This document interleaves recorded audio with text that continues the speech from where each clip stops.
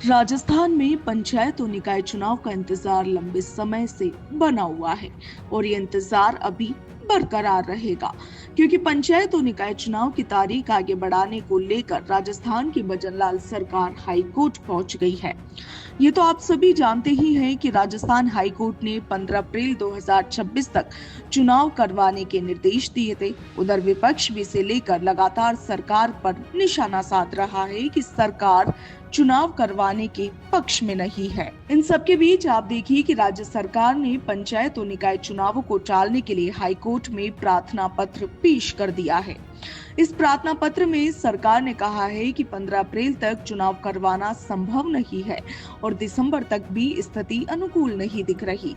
सरकार ने कहा कि उसने अदालत के आदेश का पालन करने के लिए हर संभव प्रयास किया, मगर मौजूदा परिस्थितियों में समय सीमा के भीतर चुनाव करवाना व्यवहारिक नहीं है। इसके साथ इस प्रार्थना पत्र में ओबीसी आयोग की रिपोर्ट, स्कूलों की व्यस्तता, स्टाफ की उपलब्धता, ईवीएम और अन्य संसाधनों की कमी जैसे कारणों का हवाला भी दिया गया है।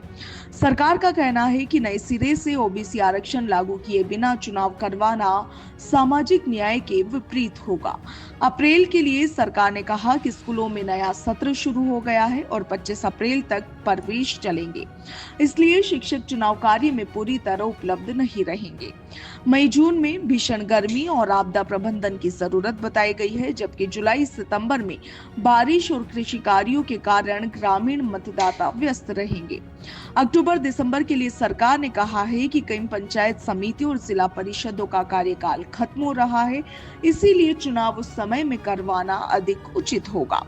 वहीं सरकार द्वारा दाखिल इस प्रार्थना पत्र में कहा गया है कि शहरी निकायों के लिए 22,891 मतदान केंद्र और ग्रामीण क्षेत्रों में 45,380 मतदान केंद्र बनने की संभावना है। शहरी मतदान केंद्रों के लिए लगभग 1,14,455 कर्मियों और ग्रामीण क्षेत्रों के लिए 2,26,900 कर्मियों की जरूरत होगी। सरकार ने ईवीएम मशीनों को रिसेट करने और अन्य तैयारियों को भी बड़ा प्रशासनिक काम बताया है। दरअसल पूर्व विधायक संयम लोढ़ा और गिरिराज देवंदा की जनहित याचिकाओं में दायर किया गया है। पूर्व विधायक संयम लोढ़ा की अवमानना याचिका पर हाईकोर्ट ने राज्य निर्वाचन आयोग और राज्य निर्वाचन आयुक्त को अवमानना नोटिस जारी किया था। वहीं हाईकोर्ट इस पर अब आने वाले समय में सुनवाई करेगा। ऐसे में अब हाईकोर्ट इस पूरे मामले पर क्या कुछ फैसला लेता है, ये देखना दिलचस्प होगा।